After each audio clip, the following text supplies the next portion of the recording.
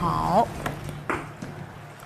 那下面呢，我们这个环节的考核就正式开始了。我再重复一下我们的一些标准跟规则，就是总的时间30分钟，顺序呢就是这样交替进行。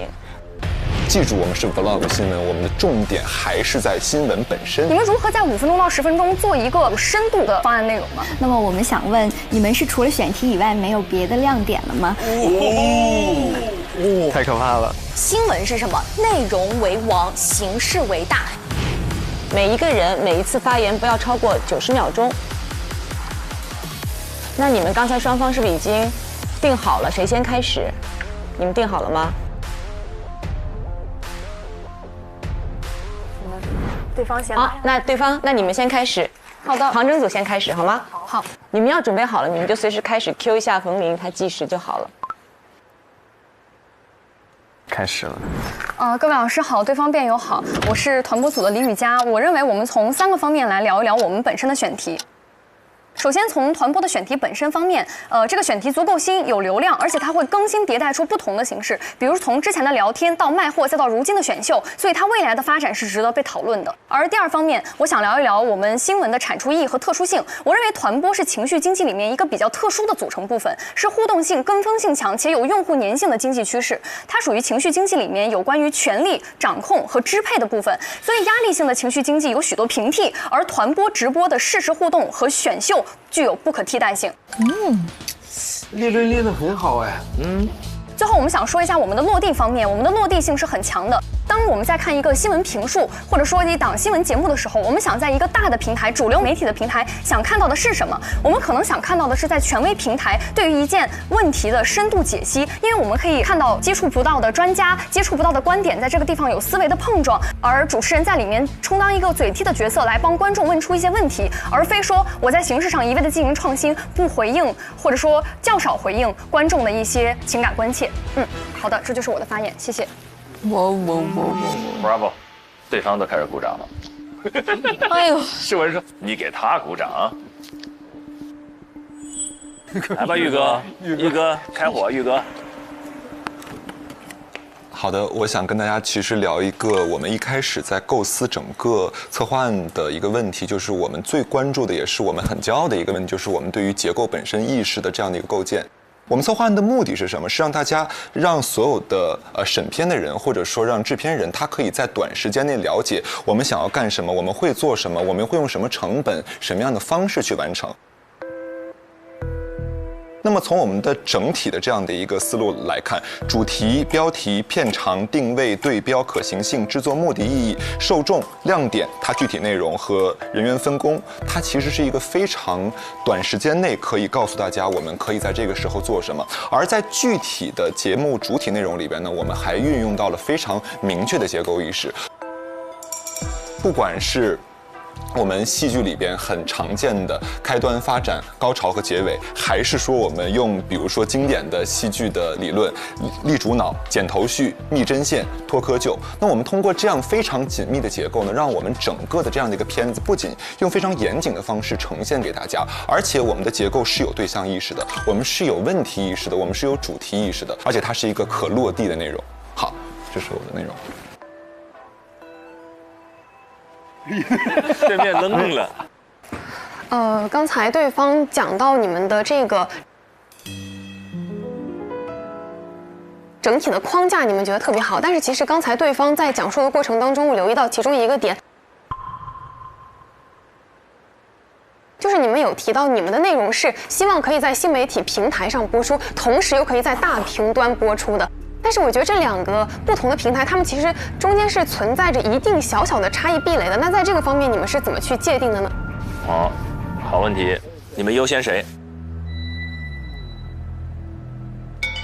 那另外还有个就是，我觉得我们的这个主题就是非常好。我们的这个主题它是具有故事性的，很多时候人是感官动物和听觉动物，在我们听到一个东西或者看到一个东西的时候，我们会第一时间觉得这个是我们好奇的，这个点是我们想去了解的。那我觉得像团播这样的一个平台，他们同时给我们呈现的是更具有所谓的音效、妆发，然后再加上更多很惊喜的部分。新闻有一个很重要的点，就是它发生在我们的日常生活当中，我们随时打开手机就可以看到，它是我们感兴趣的并且猎奇的。谢谢。我简单回应一下对方。新媒体和主流媒体因为平台不同、播出形式不同而造成的很多的问题，其实这个就是我们探讨了好久想要准备的一个问题。因为首先我们运用了 vlog 新闻的形式。什么是 vlog 新闻？其实从康辉老师和刚强老师在一开始做主播说联播和大国外交最前线的时候，他们就会用一种非常新闻式的视角，但是用一种非常人格化的语态来进行展现。所以说呢，我认为这个表现形式既是一个可复制的路线，又是一个可以被检验的内容，也是一种可以被表达的一种形式。那么我们想，既然有这样的前辈给我们这样的一个复制机会，那我们年轻人为什么不用这种好的形式来进行展现呢？同时，我们并没有因为我们兼顾新媒体而忘记了主流媒体。记住，我们是 vlog 新闻，我们的重点还是在新闻本身。所以说，我们又摊了一张大饼，同时呢，每一个上面都有它的美味。好，举例子还是辩论里比较有效的一种方式哈。他其实是有内容的，但是他说话有点绕。对，有很多大词儿把那个内容稀释了。我不知道大家有没有真的拍过 vlog 啊 ？vlog 它的最大特点是什么？是真实性，是带有主观的。但我们做新闻是需要什么？我们需要客观的。哎，你看他就很精炼，很精炼，一句话就说到痛点。你如何保证你在举着个相机走进去这个工厂的时候，你保证你所看到的东西你都会展现给观众呢？我说一下，很不巧，就是我的本科毕业论文写的就是 vlog 新闻。vlog 新闻它的什么特点呢？首先 ，vlog 新闻就是有主观性的。那么 vlog 新闻它是结合新闻和 vlog 来进行融合的一个产物。所谓的新闻，它之所以高高在上，是因为我们主持人本身他其实跟观众是有一定距离的。但是如果说当我拿着手机 vlog 新闻来跟大家进行交流的过程当中，主持人以第一视角带着观众们进行一系列的观察和探访的话，它就会对我们造成更多的吸引。同时呢 ，vlog 它本身还有社交属性，主持人和观众和身边的采访的对象的一系列的交流，它其实就是这样的一种社交方式，或者说被我们认可的一种社交方式。所以说 vlog 新闻之所以成立，它不仅仅是我们写在这个策划案里，它还有学术论文的支撑，同时呢，它也有很多新闻的案例来去告诉我们 vlog 新闻它是一个非常值得存在，而且很有研究价值的一个课题，也是一个可以实现的对象。厉害。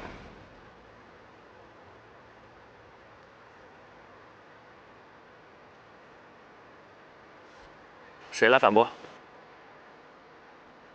然后叙述结束之后，看他们怎么回。如果他们回说质疑了我们的问题，那我们这边就要你们两位，要选择一个人，要先去反驳一下他们，就是先反驳他们的观点之后，再叙述我们好的观点，不要讨论他们的话题。对，这是打过那个辩论经验的，就一回应赶紧回来，对，回到自己的己方战场。好，那我回应一下对方辩友啊，因为刚刚你说到了，其实我们并没有去细节上去说出你们到底有哪些问题，因为不说是代表我们的尊重，具体的评判会由老师们来进行分析。我们的坚定立场是我们的节目好，所以我们更加专注于说我们有多好。不是说不说你没有，是我们不说。干得漂亮。然后再回应一下你刚刚所说的结构的问题。结构，新闻是什么？内容为王，形式为大。形式是你在审片的时候，是你快速的想要向制片人提交你的报告的时候，你的出发点和侧重点。但我们的出发点是为了传播。我们一直在策划的过程当中，我们想的是新闻追求的是什么，我们传播的是什么，以及通过这个选题，我们想向受众去表达的它的价值、它的意义是什么。这就回来了，回到己方的传播优势。新闻是心境发生的所见所闻，我们的选题是具有时效性的，是现在的爆点和热点，这是我们在选题上去做的一个功夫。而且我觉得选题它就是决定着这条新闻的一个核心的质量。不断强调这一点。跟热点吗？对，新闻专题，你得新的，你得热呀。相比较于对方组，我觉得我们有一个很大的优势，其实就是我们这个选题的热度、时效性以及它当下的话题曝光度。我觉得这个点我们是可以稳抓的。对，我们可以从不同的方式去验证这个点，因为我们一档新闻的成败，不就是选题吗？对啊。内容为王，因为我觉得形式一定不能大于内容，内容才是我们的核心诉求。确实，抓耳挠腮呀，这是。把我玉哥说急了。我来说一下吧。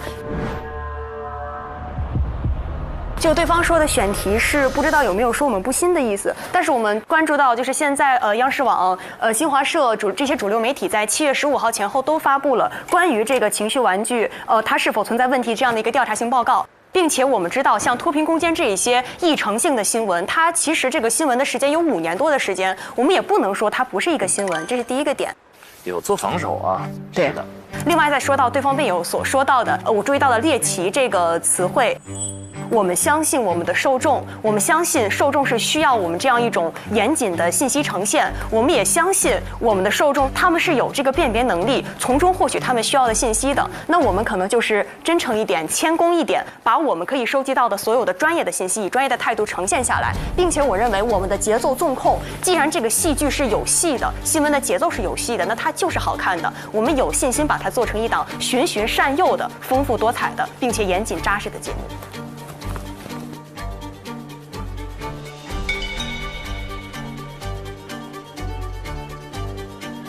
而且我补充一点，我们的节目不能说。给他们了。我们没有 ，sorry。交替发言。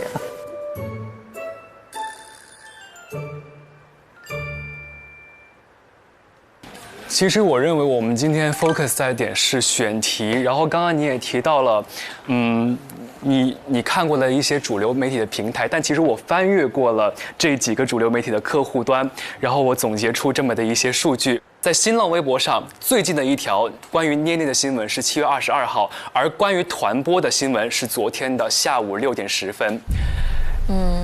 上数据了。第二个我可以搜到的是人民日报的客户端。关于团播最近的新闻是7月20号，而关于捏捏最近的新闻是5月28号。第三个是今日头条，关于捏捏最近的新闻是5月28号，而团播最近的新闻是2个小时前。是2个小时前。哇，干得漂亮！谁新？太狠了，刀刀见血呀！谁新？一目了然。这种是最狠的上数据，在辩论里。这就是数据的效果。冯程朗发言都说的挺点子上的。你看啊，我对比一下啊，各个平台上一次报道你的新闻，我觉得有点超过他第一次选题的表现比较多。就是我觉得对于我们的选题，我们是首先要具备这个就是新进的一个事实。我觉得我们的选题会更加离我们更近一点，而且我们选题的受众会更广泛一些，它包括不同的年龄段、不同的地区，但是数据显示，其实捏捏的整体受众大约集中在3岁到15岁的小孩。那你们这个新闻，它背后的受众还会有哪些人呢？太狠了。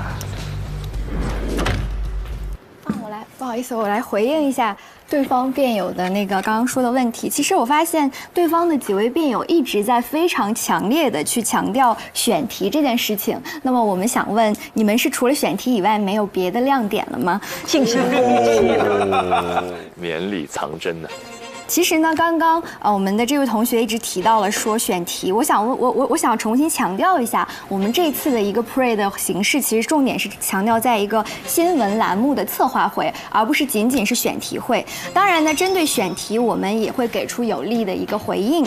像你们提到的团播的这个选题，我们其实非常认可你们的选题，我们觉得你们的选题非常的有趣，也非常的新颖，同时具有时效性。但是呢，我们觉得有一点点的遗憾，可能在听完你们的 Pre 之后，我们觉得你们并没有特别深度的挖掘出来团播这件事情和我们的情绪经济之间的一个深度的链接和关系。这是论点的攻击了。对，原委可以。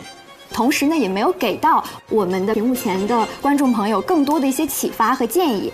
当然，反之看到我们自己的节目呢，我们其实选择了一个比较守正出奇的这样的一个选题。刚刚对方辩友提到说，觉得我们的这个话题有一些老套，没有特别强的一个热点性。那么我们其实，在刚刚的讲解当中，也一上来就点明了我们的这个话题是一个长效性的热点话题，它始终具有一个比较高的社会关注度。好，对方辩友虽然整体的表述非常的温柔啊，但我觉得攻击性也是一点都不差。首先回应一下，其实我们一直在说选题，我们已经达成了一个共识，就选题一定是重要的，所以并不是因为我们并没有其他的亮点，而是因为我们把最重要的放在最先说。接下来我相信我的各位的同事，他们也会依次的去论证我们其他的一些亮点。那我就要说到第二个亮点了，就是新闻的价值，因为新闻的价值就是能够体现出我们在前期策划到中期播出到后期传播，它整个过程当中我们整个节目的完整性以及它的意义和价值感，最终去看这条新闻它到底有没有价值。那团播这个事情，我们如果能够通过新闻的形式让更多的人看到它，我们就能够让这件事情形成一个更加正向的循环，它能够更加的规范化，能够更加的合理化、精细化，也是从生产到消费的这个循环，去以消费倒逼生产，让它向着更加精品化的内容去发展。当然，团播一定是有好有坏的，但是潮水退去之后，我们知道谁在裸泳，不好的会被淘汰，那能够优胜劣汰出来的，就是我们最终所需要的内容。谢谢。我的妈呀！厉害！唐征老师真的针锋相对呀！刚刚对方提到了一句话叫做可食性，那么我现在有一个非常想要虚心请教的问题。刚刚看了大家的表演，我想知道刚刚的表演是可以搬到东方卫视或者同等类型的上星卫视的新闻节目当中去进行演绎的吗？加班加得好累呀，刷会扫腿舞吧。哇，这个不错，给他们刷礼物了。人家在宣讲啊，对，人家在呈现这个形态。有人回答我吗？好，我来回答。因为我们的表演只界定在我们的宣讲模式，并不是说我们的节目。所以我觉得你们同学，我们的模式是你回答完之后要坐下，然后我来反驳你，谢谢。然后我说完，你可以再次站起来，谢谢。请我们尊重规则啊！哇，气场拉满了，女王范儿。然后刚刚其实我们在强调一个点，我们已经把选题这个点过去了，但是你一直还在不依不饶，是不是也觉得我们的选题其实确实是更新、更贴近生活以及更有价值的？哇，黄总也太会了，干得漂亮！然后再来一点呢，你刚刚说到了一个完整性，完整性是什么？是在我们可操作、可落地、可实行的范围内，能够把我们的每一项节目和结构内容能做到小而美，而不是大而全。有的时候呢，什么都想要，可能会害了你。结束。你看看这个经验不足啊，小伙子，送到枪口上了。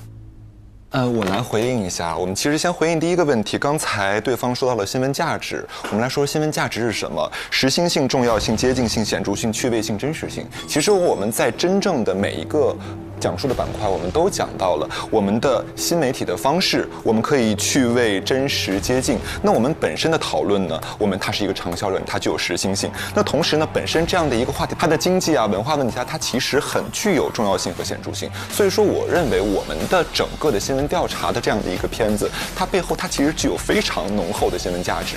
那么，如果对方你们来通过新闻价值来反扣一下自己的话，对方能不能做到这6点呢？哇，他真的，王玉特别适合做学术性的主持人，你看全是各种名词，就是它是一个学术语态。那其次呢，我最后还想总结一下，就是我们对于嘉宾的选用问题。这个是我们刚才没有提到的一个点。我认为呢，我们用了3个嘉宾，一个嘉宾是连线，2个嘉宾是在现场跟我们进行互动。但是呢，我们在整个的嘉宾所有的对话过程当中，其实跟对方比起来，对方一个嘉宾他要回答很多问题。但是我们的每一个嘉宾呢，他在每一个环节都有精准的用到的地方。同时呢，我们不会浪费嘉宾他自己的这些才智、他自己的观点、他所想表达的内容。所以说呢，我们把每一个嘉宾他的所有的问题设置到了更加跟他匹配的环节。同时呢，我们每一个环节都会跟他进行勾连。对。好的，我来先回应一下我们的嘉宾数量为什么只选择一个，是因为我们把最主要的部分都放在了采访和访谈的部分，我们想把更多的时间去花在一个嘉宾的身上，然后让他从不同的角度，比如说从经济学的角度，从网络视听的角度，我们选的一个嘉宾也是他也本身是具有多面性的，我们想通过跟他的长效和长时间的交流去跟他进行一个沟通。我们知道这个最后的节目呈现只有30分钟，对方的所有的形式加下来，我估计每一个部分的加起来的内容应该就是5分钟到10分钟左右吧。你们如何在5分钟到10分钟做一个比较有深度且有意义，且把每一个嘉宾都用到实处的方案内容呢？还有控场，我看时间快到了，庞真微微压了他一下。对方辩友，我感觉你好像预判了你们的专家提前会说什么。这是什么？你邀请嘉宾的就是大家非常熟悉的薛兆丰薛教授。哎呦，现场拍下来了。而且他们预设了专家的问答。这个很重要，这个很重要，快这点。严损新闻的客观性。并且，因为我确实对你们的选题真的非常感兴趣，所以其实我有一个点想问，就是传播这个东西，它赚钱盈利的模式是什么？这样的一种商业模式，它算不算某种程度的灰色地带？但是我看刚才对方辩友在 pre 的时候，我好像有注意到你们会认为这是一种脱下孔乙己长衫的一种方式。我不知道你们有没有考虑在跟嘉宾的选取和访谈里面去提到这一点。思文其实每个攻击都到了要害。薛兆丰教授好像是研究宏观经济学的，我们觉得你们的选题是一个社会学属性非常明显的一个选题，所以其实我也很期待看到一些真正的专业领域对口的、从事这个领域研究的一些专家来做对应的一些分析，这是我们想提供到的一些启发和建议。这个薛老师要是听到了，薛老师会说我可以。薛老师做经济学的大众传播，就是在社会现象里去找经济学的原理，找切口。最后3分钟。好，我先说一下这个预判的问题啊。其实凡是做过节目的人，无论是主持人还是编导，还是作为一个节目的导演，预判一定是需要的。但我们预判的不是具体的，他一定逐字逐句他要说什么，预判的是一个方向，预判的是一个话题，预判的是这个事情可能的走向，以及我们到时候去临机应对的一个办法。哎呦，庞真真的是今天表现得很好。再来，我们今天这个节目为什么我们一直在强调我们很好？其实是从几个不同的方面。首先，我们的选题足够新，而且它具有更大的话题曝光量。其实，在传播还是在这个新闻报道的价值上，它是具有先天的优势的。然后再来，它的信息更加的真实和全面。我们既有线下真实的探访，也有线上的一个现场的对谈，以及我们的数据都来自于真实可靠的官媒的数据。再来就是在结构形式的设计上，我们整个框架逻辑是层层递进的，它形成了一个完整的闭环，所以它的选题新，它的逻辑轻，而且我们有信心也有能力把它做好。这是一波很好的防守，庞真一直是防守。既然是最后1分钟了，我们就缓解一下大家的情绪啊，我们一一回应一下对方的问题，然后我们做一个简单的总结。其实我们非常认同我们的预判是要存在的，包括因为我们有了预判，我们才可以选择嘉宾，对不对？但是预判不应该成为主流，对不对？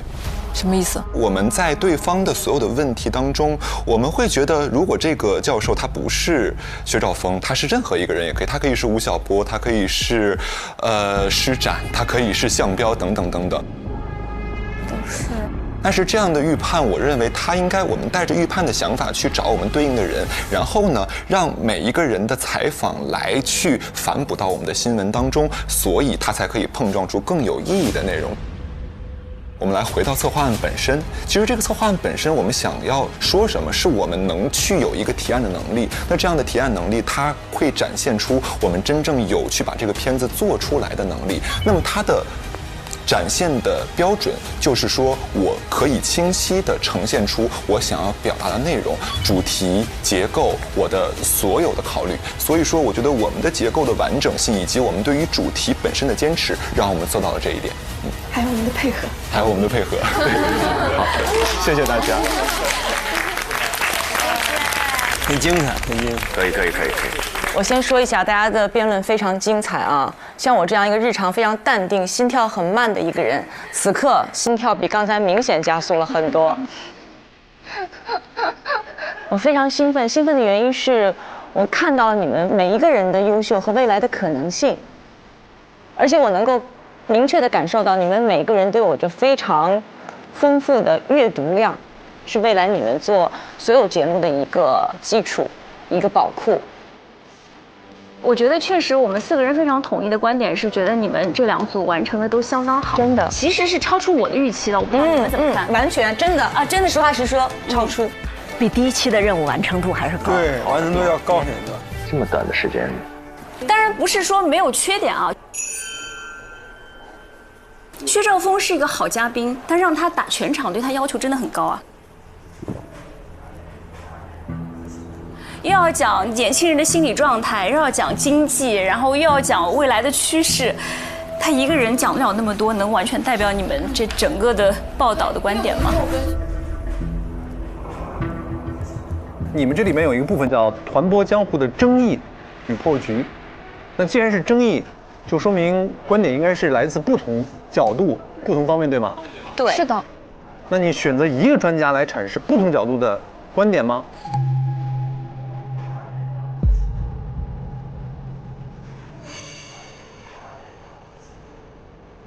你能不能用简单的一句话来概括一下你们这档专题片最重要传递给观众的核心思想？一句话。啊，让谁概括？4位，随便谁回答都可以。一句话。看见情绪本身背后藏着庞大的生产力和很多的问题。搜集了这么多的背景信息，有这么多的想法之后，最后要理出一根清晰的主线，想一想，我能不能以最有效的方式，把我想要讲的内容传递给观众去听，而不是堆，玩命的堆，不管是堆形式也好，还是堆背景也好，还是堆内容也好，就是堆，感觉我很厉害，哎呀，我能搜到别人搜不到的东西。是的，要有化繁为简的能力，不要给观众出难题。这个对主持人还挺重要的，因为主持人说的话就是要想办法让你记住，对，而不是显得我在滔滔不绝。对。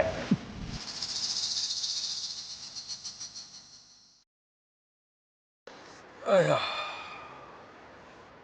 ，OK， 刚才这一段宣讲加辩论，有些人其实展现出了之前我没有认识到的一面，对，然后有些人还是依然如此，依然如此锋利，依然如此引人争论。是，聊聊看谁印象特别深刻，他们表现怎么样？志胜，我其实对冯成朗印象挺深刻的。因为咱们平时看着他就文文弱弱的、彬彬有礼的，但是他上来之后那几个数据给的又准，然后攻击的又是对方刚刚提出来这个东西，而且又把自己方的很好的东西又给传递出去了。是，我觉得他那一下真的让我看到他身上不一样的那种东西，锋芒，锋芒，对。之前我印象就是觉得他眼睛好看，对，朗朗那个小眼，那个眼睛圆圆眼，好可爱，但今天讲像匕首一样，对，扎出去，直击要害，所以他那一下其实还挺出彩的。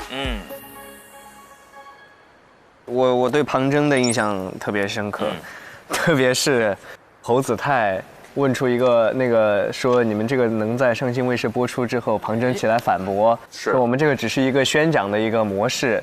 然后侯子泰还想反驳他的时候，他说我们的规则是你说完就得坐下，然后我说完了你可以站起来反驳我。就那一刻，就是他的气势上已经压过对面了。对，而且声音也不大，就很柔的声音。他很温柔，但是在这种辩论的场合里面，就感觉是不跟你过多大声的说话，但是一直都是在一拳一拳打到你的痛点。是的，真正的锋利是内容，形式越温柔，那个内容啊越是一击毙命。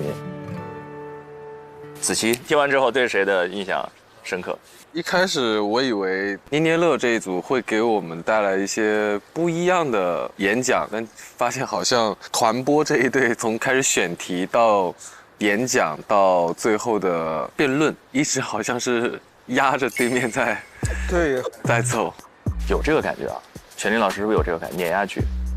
对，我这一期我特别在关心张诗雯啊，因为她第1集出来的时候，其实给了我们那种有担当，对，掌控感。来，你听我的，我们就这么安排，对吧？但我觉得她这一集在当着队长，但我明显感受了她的社交压力。就是我怎么能够把我的团员，把他们的优秀都能够呈现出来？但越是这样的时候，他有可能就是你统合整个团队的观点，最后要拿成果的时候，可能就会处于相对比较弱势的状态底下。但我觉得这样的初入职场的社交压力，其实大家都会有吧，又要竞争，又希望能够有比较好的人际的关系。所以我觉得这还是挺普遍能遇到的一个问题。诗文是，你们都不关注玉哥吗？那你说说呗，我们都等着你呢。玉哥难道印象不深刻吗？玉哥印象很深刻，深刻到大家都不好评论了，是吗？玉哥别听，是恶评。你怎么这样？其实我对玉哥印象是很好的，在今天这个表现之前的话，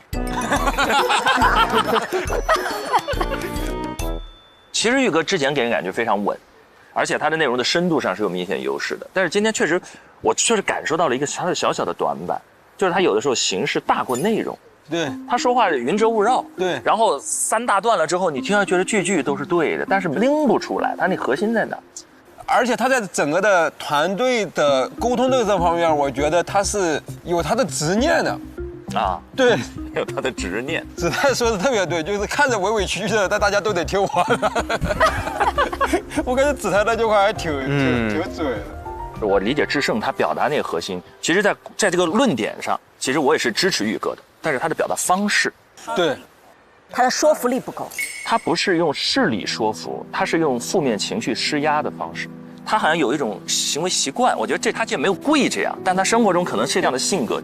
其实我说实话，他的观点是对的。他如果踏踏实实一点一点摆道理，把它讲清楚，是完全给打开天窗说亮话，那这个团队里马上就会形成合力。其实另一队就是这样。但是当他使用情绪施压的时候，他会让身边的人很难做。身边的如果也用事理吧，你跟他错开了，身边的人也只能情绪施压。那身边的人都情绪施压的时候，最后就比委屈了。好，做他，就到另外一个很拧巴的一个状态里了。